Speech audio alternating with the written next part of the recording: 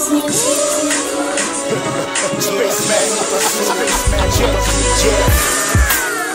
boka soldier, lyrics kama katora koja. Ici schiavare, testa per la brisi. Quando ninja rame di ricci pola za cristi. Mwana boka soldier, lyrics kama katora koja. Ici schiavare, testa per la brisi. Quando ninja rame di ricci pola za cristi. Bonjour tout le monde, bonjour. Aujourd'hui je suis là pour répondre à Abdul Madid. Abdul Madid, c'est un Congolais comme moi qui raconte beaucoup de merdiques. Il croit comprendre les Écritures, mais ce qui m'étonne en fait, ces pasteurs-là, ils n'arrivent pas à lire le Coran en fait. C'est ça qui fait de sorte que vous ne comprenez pas ce que le charlatan là il raconte. Voilà. Bon, Abdul Madid, en fait, le Congolais là, il prétend que Christ n'est pas Dieu. Enfin, Abdul, moi, je te réponds selon ma compréhension biblique. Je ne dis pas que Christ n'est pas, je ne dis pas Christ est Dieu le Père. Non. Moi, je dis que Christ est Dieu, mais et non Dieu le Père. Donc, c'est différent. Voilà. Il y a deux choses, il y a deux compréhensions là-dessus. Donc pour Abdul, pour Abdul, il prétend que Christ ne peut pas être Dieu. Non, il peut pas être aussi forcément Dieu le Père, mais il peut pas être aussi Dieu selon lui. Donc Christ n'a pas de divinité selon lui. Si on dit qu'on fasse débat entre Christ et Mohammed, qui était le vrai prophète, le grand prophète de tous les prophètes, ils vont fuir. Les musulmans, ils ne veulent pas parler de ça. Mais quand il s'agit de parler sur Christ, ils veulent parler sur ça, ils veulent critiquer Christ, etc. etc. Mais s'il s'agit de leur prophète, ils fuient, ils disent rien. Pour eux, leur prophète, c'est parfait, c'est, je sais pas, extraordinaire, donc on ne peut pas toucher. Mais ils sont des hypocrites, ces musulmans-là. Mais ils sont les premiers à toucher les prophètes des autres. Mais ils ne veulent pas qu'on touche les prophètes. Enfin bref. Bon, je vais répondre à ce charlatan. Il est un peu comme Zulu là, ce charlatan-là. Même race. Bon. Lis dans ce passage. Jean 10, verset 33. Je dis bien Jean 10, verset 33. Tu connais ce verset, ce chapitre, tu le connais très bien, mais tu n'as jamais compris ce qui s'est passé là-dedans. Un peu comme Zulu là, il cite ce passage, mais il n'a jamais compris ce qui s'est dit réellement dans ces passages. On va lire. Dans 32, on nous dit, je vais commencer au début, après on descend, puisque vous aimez bien les contextes. Bon, on n'est pas obligé, mais sinon ça va être long après. Enfin, on va lire. Jean 10, verset 32. Jésus leur dit. Donc ici, par Jésus, ici, vous pouvez remplacer Issa. Parce que dans le Coran, Issa, c'est Jésus. Donc Issa leur dit ceci. Je vous ai fait voir plusieurs bonnes œuvres. Je vous ai fait voir plusieurs bonnes œuvres venant de mon Père. Bon, comprenez ici, Christ il essaie d'expliquer aux Juifs qu'il les a montré des preuves qui viennent de son Père, qui prouvent que lui, il vient du Père. Maintenant, Christ leur pose la question, pourquoi voulez-vous me lapider? C'est-à-dire, donc, dans le langage de Christ ici, c'est écrit, pour laquelle me lapidez-vous? Donc, en gros, il pose la question, pourquoi vous me lapidez? À cause de ce que je vous ai montré? C'est ça la question que Christ a posée. Maintenant, écoutez la réponse des Juifs. C'est ça qui prouve la divinité de Issa. Hein? Écoutez sa réponse. Et écoutez la réponse des Juifs. Donc, au verset 33, on nous dit, écoutez très bien, je vais lire, je vais d'abord marquer, après on va lire. Voilà.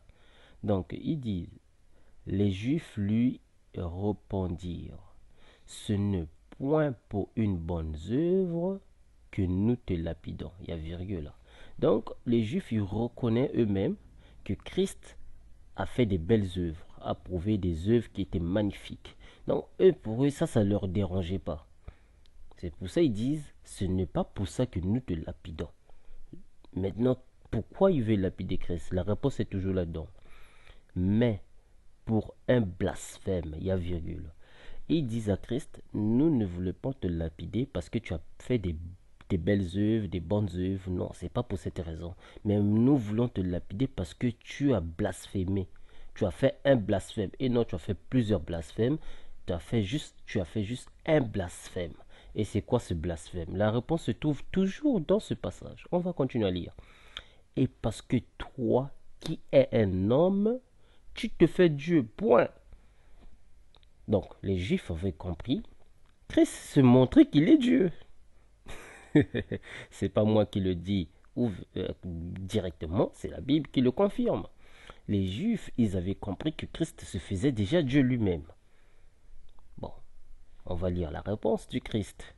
Puisque Zulula, avec ce Abdullah, le Congolais là, qui est musulman, qui comprend rien, des démons que vous êtes, vous venez vous prêcher sans réfléchir, vous dites, oh, Christ a toujours nié qu'il n'est pas Dieu. Mais montrez-moi ce passage où Christ a nié qu'il n'est pas Dieu.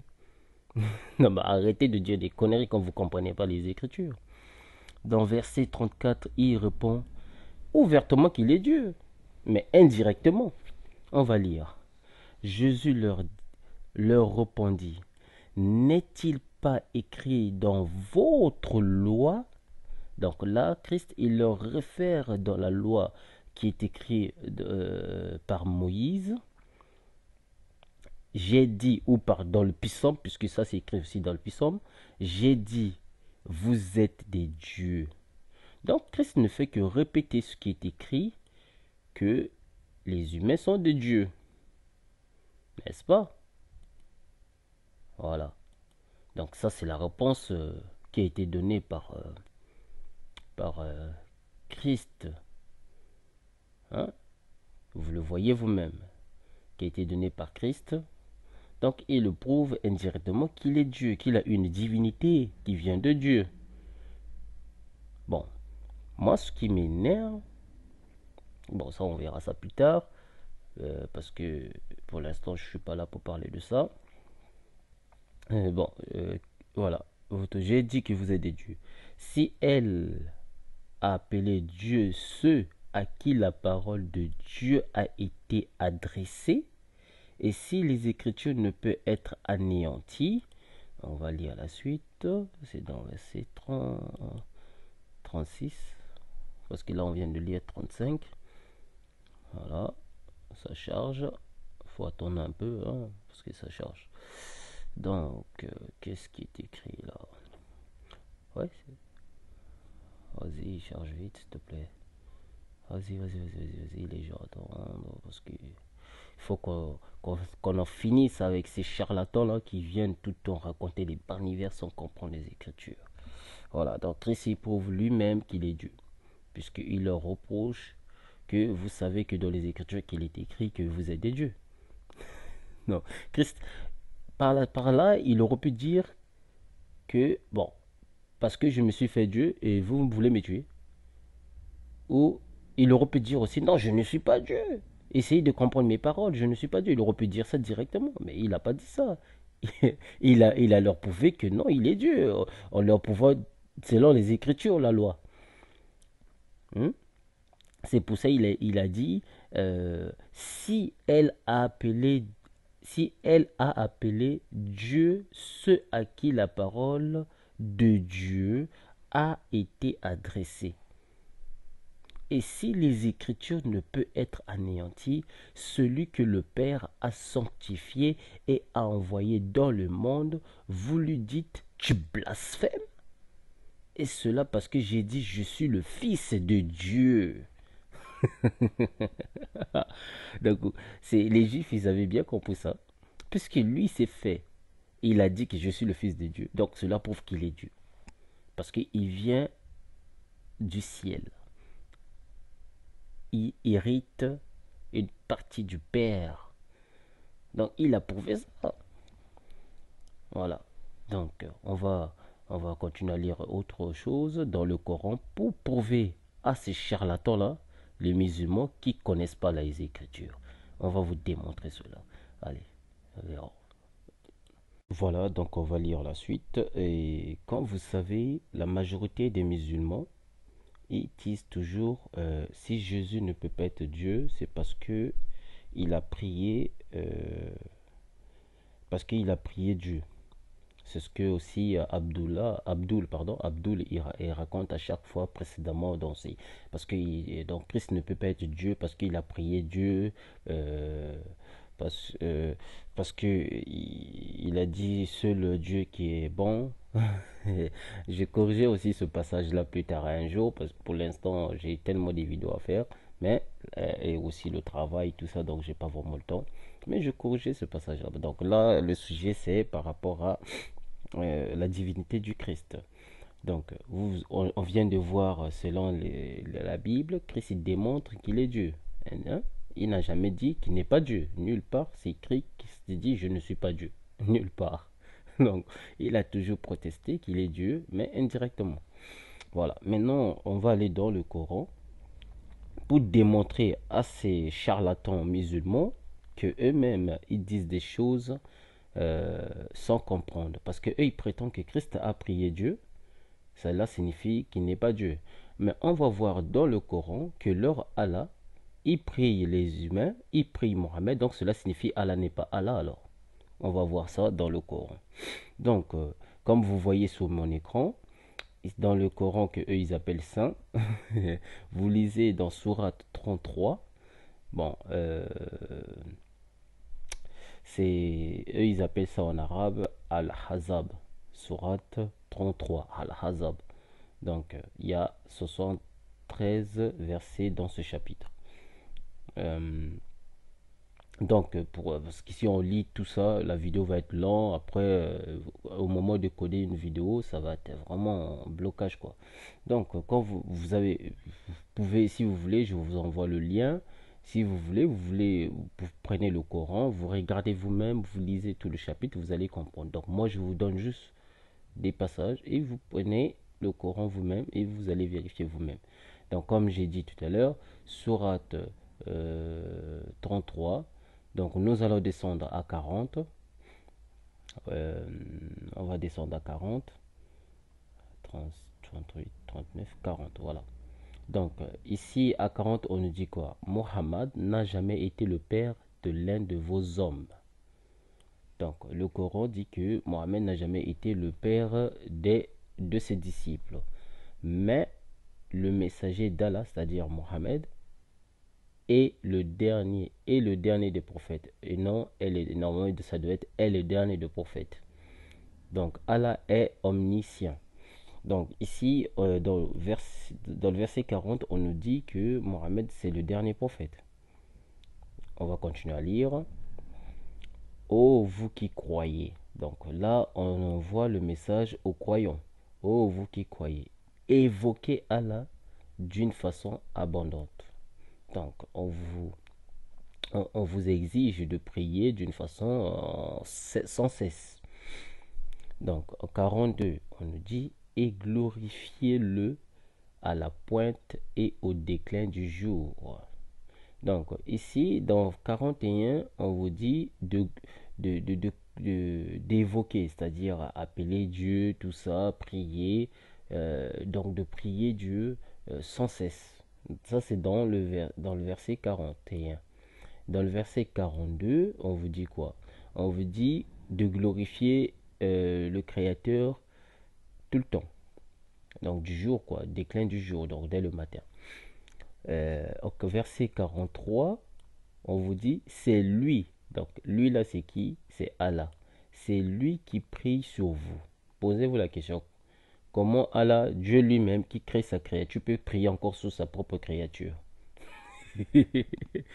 Ainsi que ses anges. Vous voyez? Donc, même ces anges, ils prient aussi sur les humains.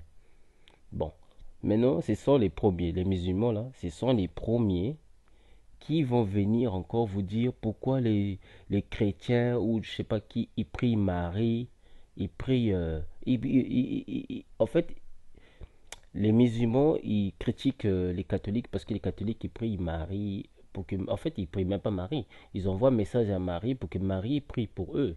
Et ils disent, ça ne se fait pas. Mais ici, dans le Coran, vous-même, vous êtes en train de voir ça. Si vous voulez, prenez le passage que je vous ai donné, Sourate 33, verset, vous commencez à 40 jusqu'à 43. Mais normalement, c'est jusqu'à 56. Bon, on va d'abord continuer. On va d'abord s'arrêter là à 43. Après, on va continuer. Donc, c'est lui qui prie sur vous. Donc, c'est Allah qui prie sur vous. Donc, Allah, il va prier sur vous. Allah, il prie sur les humains, sur les croyants. Mais ça sert à quoi qu'il soit Allah si les croyants, si Allah, il prie encore sur ses propres croyants. Pourquoi il doit être Allah encore? Ça n'a aucun sens. Donc, ainsi que ses anges, afin qu'ils vous fassent sortir des ténèbres à la lumière. Bon, posez-vous la question, pourquoi Allah va prier pour ses créatures, pour le sortir dans le ténèbre, alors que toute chose vient de lui? Est-ce que Allah, il a besoin de prier pour sortir une personne qui est dans le ténèbre? Il n'a pas besoin de prier. Il est miséricorde de Dieu envers les croyants. Donc, si vous continuez à lire leurs salutations au jour où il n'y avait pas blablabla, mais nous on va descendre parce que j'ai dit tout à l'heure que Allah il prie aussi sur Mohammed. Bon, je vais vous donner des preuves puisque beaucoup ils vont pas croire. Donc on va pas tarder, on va aller directement à 56. Là on a 47, 48, 49, 50, 51, 52, 53, 54, 55, 56. Donc écoutez ce qu'ils disent ici. Certes, Allah est, bon, Allah et ses anges, vous savez, le Coran a tellement des fautes aussi. Allah et ses anges prient sur le prophète. Allah et ses anges prient, mais ici ils ont mis est, mais c'est une faute orthographe. Mais c'est pas grave, mais on comprend le sens du phrase. Certes, Allah et ses anges prient sur le prophète. Ô vous qui croyez, priez sur lui, adresse-lui vos salutations. Donc, maintenant, les musulmans qui osent dire que Jésus, donc Issa n'est pas Dieu parce qu'il a prié Dieu, mais votre Allah et les anges qui prient sur votre prophète. Donc, Allah n'est pas Dieu alors, puisqu'il prie sur son prophète. Vous voyez? Donc, quand vous parlez, taisez-vous et arrêtez de dire des conneries. Toi, Abdullah, je viens te démontrer, ton Coran ne sert à rien. Puisque ton Allah, c'est une créature aussi, puisqu'il prie ton Allah. Ton Allah, il prie. Ton Allah, il prie ses propres créatures. La preuve. Donc, ne viens pas nous dire, oh non, Christ est prie, donc ça ne veut pas dire Dieu. Donc, quand tu n'as pas d'intelligence, il faut se taire. Christ, il priait son Père, et non, Christ, il est Dieu. Je viens vous démontrer. Mais, il priait son Père qui est au-dessus de lui. Comme il le dit constamment lui-même, Christ. Celui qui est votre, celui que vous appelez Dieu, c'est celui-là qui m'a envoyé sur la terre. C'est celui-là qui est mon Père. C'est ce que Christ dit. Tu vois? Christ les a montrés. Celui que vous appelez Dieu, c'est lui-là qui est le Père. Eux, ils n'appelaient pas Dieu, Dieu le Père avant. Ils appelaient Dieu, Dieu quoi. Le divinité, c'est-à-dire puissance éternelle. C'est ça, comme ça. C'est eux, ils appelaient Dieu comme ça avant. Mais Christ est venu les montrer. Non, il faut dire Dieu le Père. Parce qu'il est unique. C'est pour ça qu'on doit dire Dieu le Père. Parce que la sémence vient du Père et non de la femme. Essayez de comprendre. Je ne dénigre pas les femmes, je ne nie pas les femmes, je ne rabaisse pas les femmes. Mais c'est la vérité. La sémence descend du Père. Donc on ne peut pas dire la femme accouche sans un homme. Mais non, il faudra les entrailles, il faudra plutôt les spermes de l'homme afin que la femme puisse accoucher, n'est-ce pas? Afin que la femme puisse tomber enceinte, si vous voulez comprendre la logique. Voilà, donc ça c'était une preuve que si votre Allah, il prie déjà, il y a prie sur le... C'est-à-dire, il y a le Dieu qui prie sur lui-même, Allah qui prie sur ses créatures, entre les deux qui blasphèment et qui ne blasphèment pas. Si vous trouvez anormal que Issa prie Allah, alors qu'il soit Dieu lui-même, donc il est anormal que Dieu naisse humain et prie lui-même, mais pour vous, il est possible que Dieu crée ses créatures et prie encore sur ses créatures. Je pense que les musulmans n'ont plus de cerveau pour réfléchir. Parce que si pour vous, les musulmans, que Dieu ne peut pas se naître humain, donc pour vous, il est incapable à devenir humain. Dieu, il est incapable à devenir humain, mais il est capable à prier sur sa propre créature. Mais là, vous êtes taré. Excusez-moi de vous insulter à ce point, mais ça prouve que vous n'êtes pas intelligent. Donc, comment se fait-il que le Créateur serait incapable de devenir humain, alors que c'est lui-même qui a créé humain, donc il est possible de faire toutes choses. Mais on vient de lire dans Sourate 33, verset 40, si je ne me trompe pas, puisqu'on a commencé à 40, voilà. Ici, on nous dit quoi? Allah est omniscient. S'il est omniscient, il est aussi omniprésent, n'est-ce pas? Mais s'il est omniprésent, ça veut dire quoi, omniprésent? Mais interprétez-le, puisque vous comprenez plus les paroles ou quoi?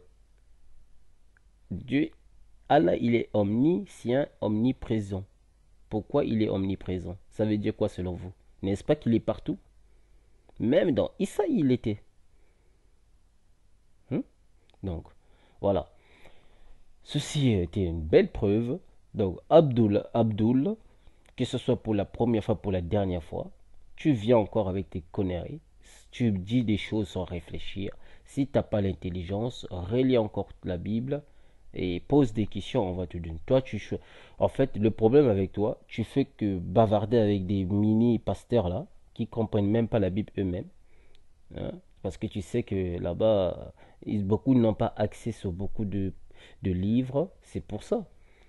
Mais j'aurais pu même te donner le livre apocryphe, comme celui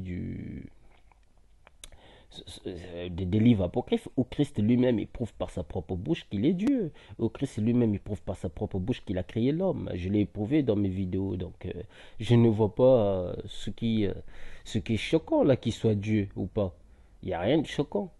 Parce que Dieu, il est tout puissant et donc il peut faire toutes choses. Nul ne comprend Dieu. La Bible le précise que tout, toute la faculté de Dieu est cachée en Christ.